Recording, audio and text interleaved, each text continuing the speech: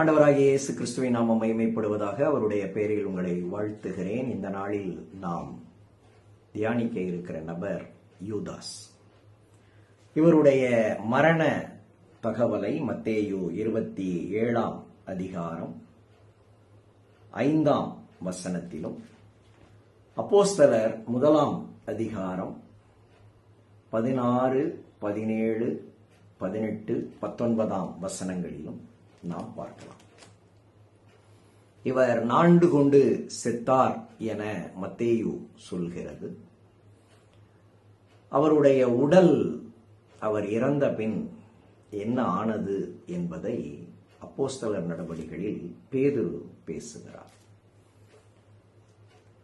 பொதுவாக நாம் கவனித்தோமானால் திருமறையில் மிக பரிதாபமான மரணத்திற்கு பின்னான உடலின் பாதிப்பை அடைந்த சிலரில் இந்த யூதாசும் ஒருவர் என நாம் தைரியமாக சொல்லலாம். அப்படிப்பட்ட ஒரு வருத்தத்தை அவர் அனுபவித்தார். ஏன் இந்த வருத்தம்?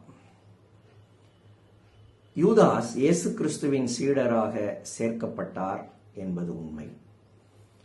அவர் சேர்க்கப்பட்ட முதலே இயேசுவோடு இணங்கி இருக்கவில்லை என்பதை நாம் விளங்கிக் கொள்ளலாம். அநேக இடங்களில் இயேசுவோடு முரண்படுகிறவராக, இயேசு சொல்வதை ஏற்றுக்கொள்ள இயலாதவராக, உலகம், பணம் தொடர்பான பற்றாளராக அவர் இருந்தார். அப்படி அவருடைய செயல்பாடுகள் அதிகம் திருமறையில் இல்லை என்பதை நான் ஒத்துக்கொள்கிறேன். ஆனால் இருக்கிற 1-2 நிகழ்விலும் அவர் இயேசுவோடு முரண்பட்டவராகவே இருந்தார் என்பது தெளிவு. ஏன்? அவரை சீடராக ஆண்டவர் அழைத்தார். ஆனால் அந்த சீடனாக அவர் தன்னை மாற்றிக்கொள்ளவில்லை. இயேசுவை சந்திக்கும் முன்னர் அவருடைய வாழ்க்கை எப்படி இருந்ததோ அப்படியே இயேசுவை சந்தித்த பின்னரும் இயேசுவோடு வாழும் போதும் அவருடைய வாழ்க்கை இருந்தது. இதுதான் அவருடைய பரிதாப மரணத்திற்கு காரணமாய் அமைந்தது. நம்முடைய வாழ்க்கையிலும் நாம் கிறிஸ்துவை நம்முடைய இரட்சகராக அறிந்து அவரை பின்பற்ற தீர்மானிக்கும் நாள் வரை உலகம், பிசாசு, பாவம் தொடர்பானவைகளில் மிக நெருக்கமாய் ஈடுபட்டு வாழ்ந்து கொண்டிருக்கிறோம். ஆனால் அவரை சந்தித்த பின்னராவது நாம் அவருடைய பாதிப்புக்கு நம்மை விட்டுக் கொடுக்கிறவர்களாக இருக்க வேண்டும். நான் செய்வதெல்லாம் பிழையில்லை, நான் என்ன செய்தாலும் கர்த்தரால் மன்னிக்கப்படுவேன், என்னை அவருக்கு மிகவும் பிடிக்கும், நான் இப்படி அவரை சமாளித்து விடுவேன், இதை அவருக்கு கொடுத்து விடுவேன், இதனால் அவர் என்னை ஏற்றுக்கொள்வார் என்றெல்லாம் நீங்கள் ஏமாந்து போகாதீர்கள். அவைகளெல்லாம் சாத்தான் நமக்கு கொடுக்கிற பொய், சாத்தான் சொல்லுகிற பொய். அநேகர் இயேசுவை விசுவாசிப்பதை விட சாத்தானை அதிகம் விசுவாசிக்கிறார்கள். யூதாசை போல, பேதுரு போல நான் மறுதலித்தாலும் ஆண்டவரோடு வந்து சேர்ந்து கொள்வேன் என சிலர் சொல்வார்கள். கள்ளனை போல மரிக்கும் கடைசி நேரத்தில் கூட நான் அவரிடம் வந்து சேருவேன் என்று சிலர் சொல்வார்கள்.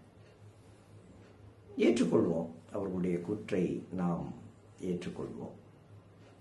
ஆனால் இன்றைக்கு மரணம் நீங்கள் விழித்திருக்கும் போது, உணர்வில் இருக்கும் போது வந்தால் மட்டும்தான் ஆண்டவரண்டை மனம் திரும்பி மன்னிப்பு கேட்டு சேர முடியும்.